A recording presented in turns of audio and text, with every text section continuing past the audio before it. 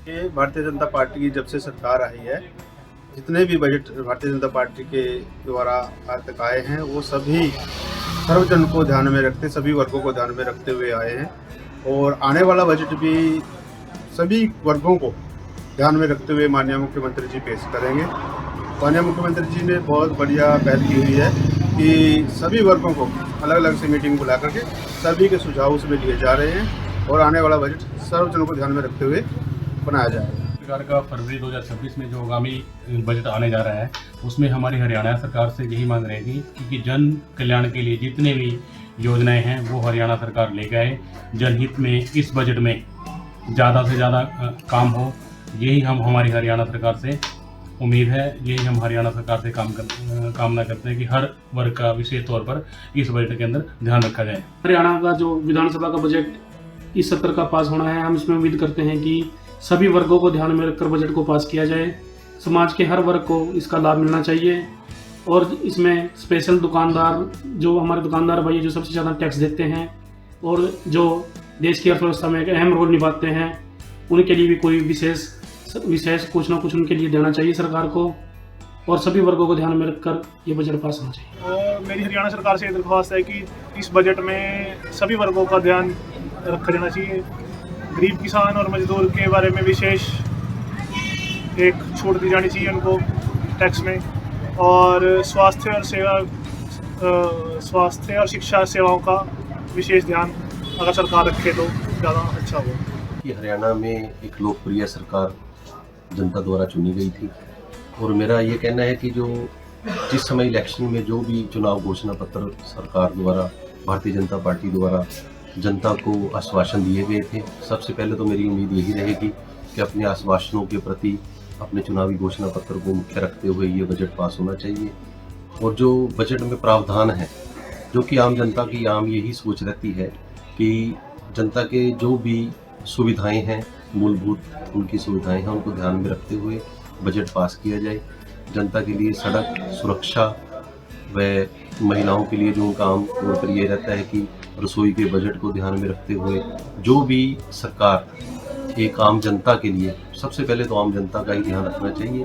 आम जनता को जो भी मूलभूत सुविधाओं में वो सरकार सुविधा प्रदान कर सकती है, उसका ध्यान रखा जाए। बजट से हमें सरकार से ये उम्मीद है, वैसे तो सरकार ने अभी तक ध्यान दिया है महिलाओं की तरफ, इसमें हमें सरकार से विशेष उम्मीद है कि महिलाओं की तरफ विशेष ध्यान दें। एक तो हमारा टैक्स स्लैब में थोड़ा और छूट हमें मिले, और दूसरा है कि हमारे घर का बजट मेन महिलाओं को ही संभालना होता है। रसोई का बजट हमारा, तो जो थोड़ा खाने पीने की चीज़ें हैं जो वो थोड़ा कम हो, जैसे सरसों का तेल, महंगाई का असर हमारे रसोई पे ज़्यादा होता है। तो हमें सरकार से उम्मीद है कि जो घरेलू ज़रूरत की, जो हर रोज़ की जो ज़रूरत की चीज़ें हैं वो थोड़ा सस्ता हो, और शिक्षा के क्षेत्र में हमें है, बच्चों का शिक्षा ही सबसे ज़्यादा फीसें स्कूलों की बढ़ रही हैं, तो उस पर भी थोड़ा ध्यान दे सरकार। वैसे देखो अब क्या आता है, हमें उम्मीद तो है सरकार से कि सरकार इन बातों पे ज़रूर ध्यान देगी, क्योंकि हमारे मुख्यमंत्री जी भी तो हमारे हल्के से ही हैं और वो भी एक आम परिवार से ही उठ के गए हैं वहाँ, तो हमें उम्मीद है वो आम आदमी की, आम परिवार की तकलीफ समझेंगे और उनकी तरफ ध्यान देंगे।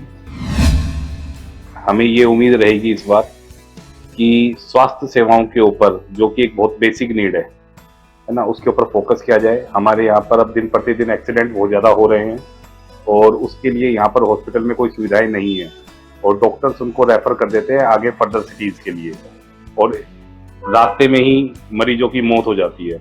तो सरकार को इसके ऊपर ध्यान देके हमारे इलाके में स्वास्थ्य सेवाओं के लिए कोई ना कोई ज़रूरी कदम उठाना चाहिए। बाकी जो नॉर्मल बेसिक नीड्स हैं, वाटर सप्लाई के लिए, सीवरेज के लिए, जिसकी बहुत ही दयनीय स्थिति है हमारे इलाके में, उसके ऊपर उनको फोकस करना चाहिए। एक व्यापारी होने के नाते जो सेंटर ने बजट पेश किया, मोदी सरकार ने जो बजट पेश किया, वो बहुत ही एक अच्छा बजट पेश किया इस साल।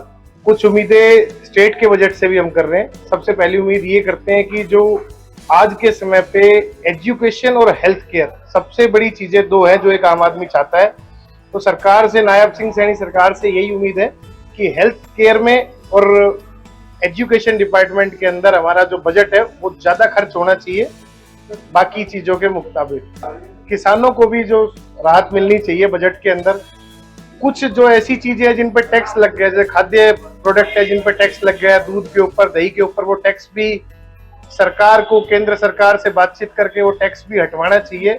बजट से बहुत सी उम्मीदें होती है, इसी पे भविष्य टिका होता है प्रदेश का, हरियाणा की। इसको आने वाले समय में एजुकेशन और मेडिसिन पे फंडिंग बढ़ानी चाहिए। अभी हरियाणा प्रदेश का नाम देश के अंदर अच्छे प्रदेशों में गिना जाता है। यहाँ पर शांति व्यवस्था, कानून व्यवस्था, रोजगार, ये बड़े मुद्दे रहते हैं। रोजगार का मुद्दा यहाँ पर पिछले काफी लंबे समय से एक युवाओं के लिए बहुत ही ज्यादा बड़ा संवेदनशील मुद्दा रहा है। इसके लिए प्रदेश को कुछ चीजों में छूट देके, कुछ रोजगार बढ़ा के, जैसे पिछली सरकार ने किया था लोकल में 75% आरक्षण, जो कि प्राइवेट सेक्टर के लिए पॉसिबल नहीं है। अगर उस टाइप का कोई कदम उठाया जाता है तो प्रदेश से उद्योग पलायन पे मजबूर हो जाएंगे। इसकी बजाय औद्योगिकीकरण बढ़ाने पे जोर देना चाहिए। बाकी रही बात कानून व्यवस्था की, सैनी साहब की दूसरी टर्म में आने के बाद कानून व्यवस्था में मेरा ऑब्जर्वेशन ये है कि कुछ सुधार हुआ है, जो कि कंटिन्यू सुधार की और जरूरत है। हरियाणा बजट सरकार जो दे रही है, बीजेपी सरकार का लगातार तीसरी बार विजय होना, लगातार ये बजट पेश करना, सरकार से जनता प्रसन्न है और इसी प्रसन्नता को सरकार जारी रखेगी। और उम्मीद है नगर पालिका को भी पूरा बजट मिलता है, पूरा बजट के साथ नगर पालिका हमारा पूरी सेवा करती है। उसमें स्वच्छता, सरकार के रोड और हॉस्पिटल्स सरकार की तरफ से हर तरह से डेवलपमेंट बहुत अच्छी दिशा में चल रहे हैं। और जो छोटी मोटी शिकायत प्रॉपर्टी आईडी डेवलपमेंट और रजिस्ट्री के लिए होती हैं, वो भी सरकार बहुत ध्यान रख रही है और धीरे धीरे दूर हो रही है। कुछ कॉलोनियाँ हैं जो अवैध हैं, सरकार धीरे धीरे उनको वैध कर रही है। हरियाणा के मुख्यमंत्री चौधरी नायब सिंह सैनी, जो कि हरियाणा के वित्त मंत्री भी हैं, आने वाली 27 तारीख को बजट पेश करेंगे हरियाणा का। और नायब सैनी जब से मुख्यमंत्री बने हैं, इनका विजन बहुत ही क्लियर है कि हरियाणा को देश में नंबर 1 राज्य बनाएं।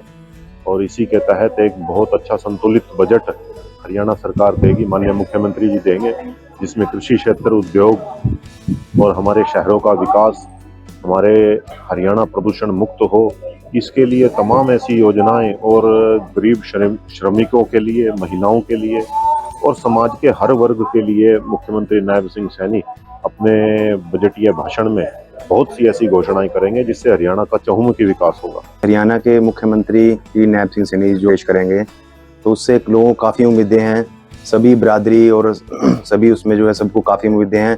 बाकी अच्छा ही बजट उम्मीद करने की वो है। देखिए, नायब सिंह सैनी मुख्यमंत्री जी एक अच्छे मुख्यमंत्री हैं, सभी लोगों से, सभी बिरादरियों से, सभी ऊंच नीच का भेदभाव नहीं करते, सबसे जो उन्होंने सुझाव लिए हैं और उम्मीद है कि इन सुझाव का जो है अच्छा ही रिजल्ट आएगा। व्यापारियों को काफ़ी उम्मीद है इस बजट से, क्योंकि व्यापारियों का काम जो है बहुत मंदा जो चल रहा है, मंदी की मार व्यापारियों पे मार पड़ रही है, जिसका कारण है ऑनलाइन के कारण व्यापारी जो है आज हताश है। ज़्यादातर लोग ऑनलाइन जो है सामान वो मंगा रहे हैं। मेरा तो बजट से यही है, कहना चाहूँगा कि ऑनलाइन पर ज़्यादा टैक्स लगाया जाए, ताकि आम जो व्यापारी हैं, छोटे व्यापारी हैं, मीडियम व्यापारी हैं, उनको राहत मिल सके। और दूसरा मेरा ये है, हरियाणा में व्यापारी कल्याण बोर्ड का गठन किया गया था, उसका मैं भी सदस्य रहा था, लेकिन वो हरियाणा के हितों के लिए उसने आज तक कोई भी व्यापारियों के लिए बात नहीं की, ना ही उसकी कोई बैठक होती है। और उसके माध्यम से जैसे उन्होंने कई उसमें घोषणाएं की थी, व्यापारी को जो क्षति है, आग लग जाएगी, व्यापारियों की किसी दुर्घटनावश हो गई, उसके अंदर ऐसा प्रावधान बनाया जाए, समाधान बनाया जाए, एक कानून बनाया जाए, किसी भी व्यापारी की दुकान को अगर आग लगती है उसको पूरा का पूरा मुआवजा मिले।